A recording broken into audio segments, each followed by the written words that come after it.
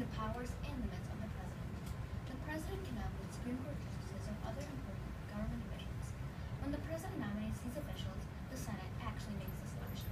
Also, the President can carry out and enforce laws made by Congress, as well as veto them. However, Congress can override the veto if they have at least a two-thirds vote in both houses. When the President makes a treaty, the Senate has the power to deny it. Finally, when the President is Commander-in-Chief of the Armed Forces, only Congress can veto. Article 3 of the Constitution describes the powers of the judicial branch. The judicial branch was needed to settle disputes between the state governments and its citizens. In order to be independent of politics, the judicial branch's judges get appointed and are not voted into office. This allows them to use their best judgment when deciding a case. They also keep their positions for life unless they get impeached by being convicted of a high crime, like treason or bribery. There are two types of jurisdiction. The U.S. Supreme Court has original jurisdiction when the case is about a state government or ambassador. In all other cases, there is appellate jurisdiction, where it goes through a lower court first. The U.S. Supreme Court can overrule state laws that are considered unconstitutional by using congressional laws. The judicial branch has its limits. For example, the trial of all crimes except impeachments must be tried by jury. The trial must be held in the state where the crime was committed. Another limit is in the appeals process. Higher courts can overrule the change of rulings or punishments of lower courts.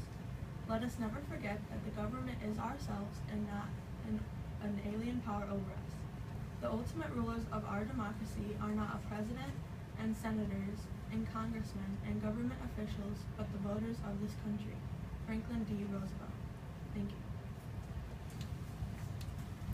Thank you. And I will begin the question. So,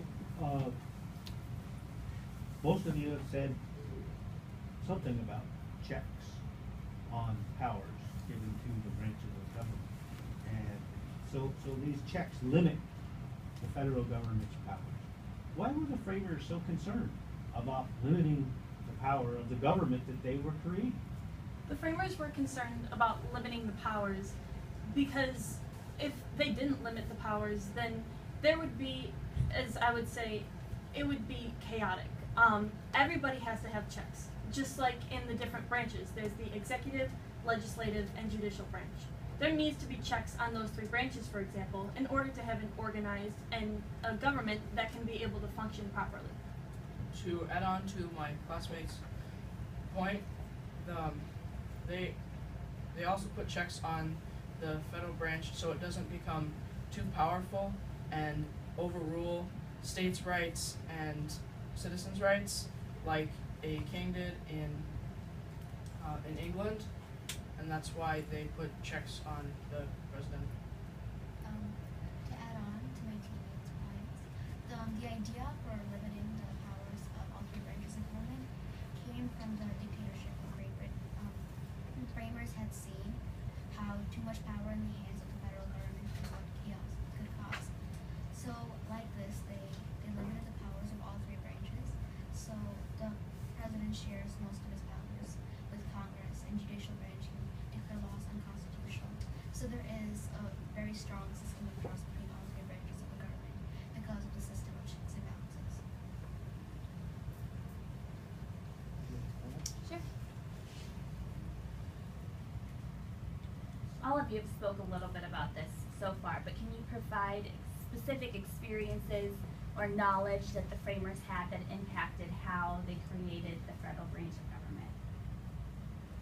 government? Well, the framers had a lot of knowledge on the different branches of government. And an example, let's say about a year ago, Barack Obama tried to pass a law about immigration, such related to the one that's going on right now.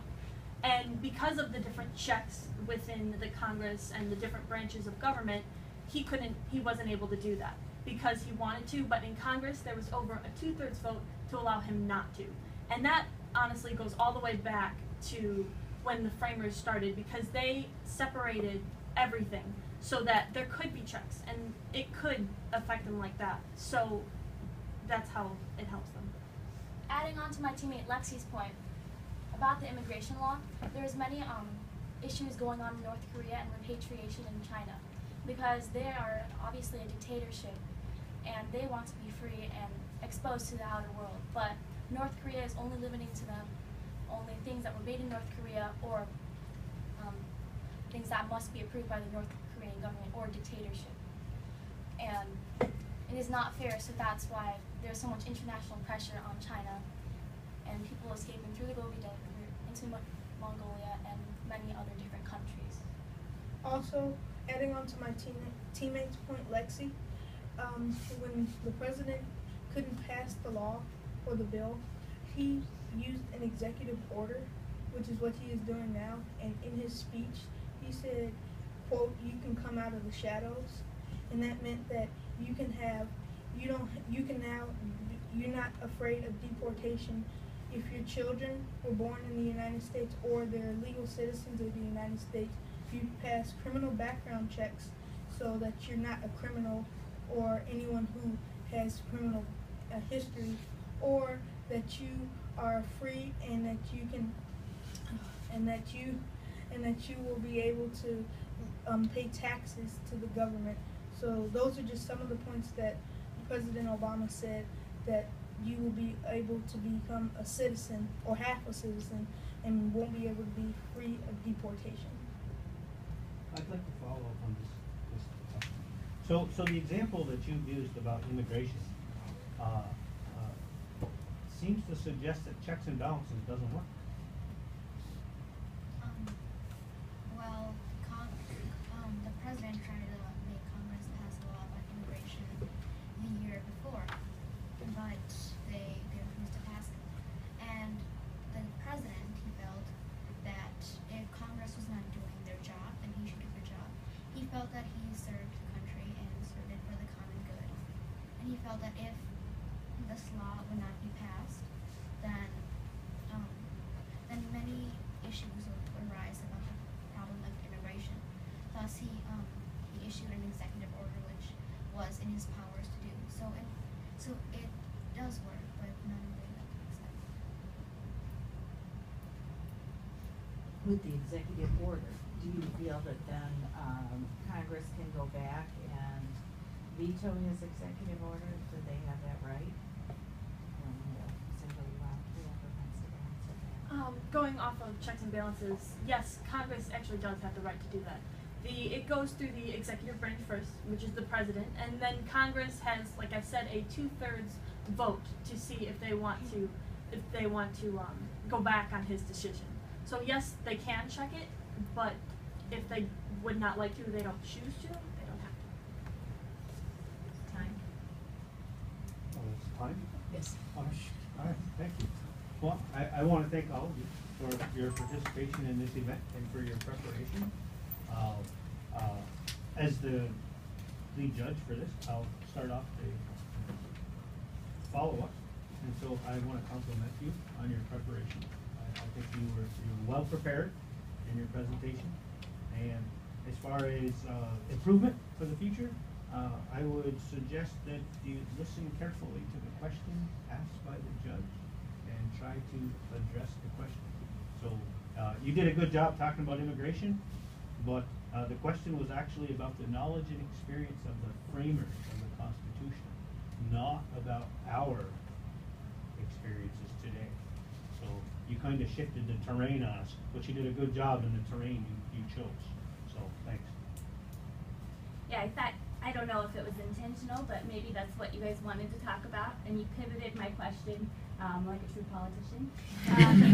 So you did a great job providing thoughtful analysis, and you were obviously very prepared today. Good job. You spoke clearly and you had great eye contact, and the audience, meaning the students, were very, very good listeners to each other, and that's as important as you presenting up here in front, which you all did. I thought very, very well. Thank you. And one last point about the immigration issue. Congress and the President are still figuring it out. So if you haven't figured it out, don't be surprised. Thank you.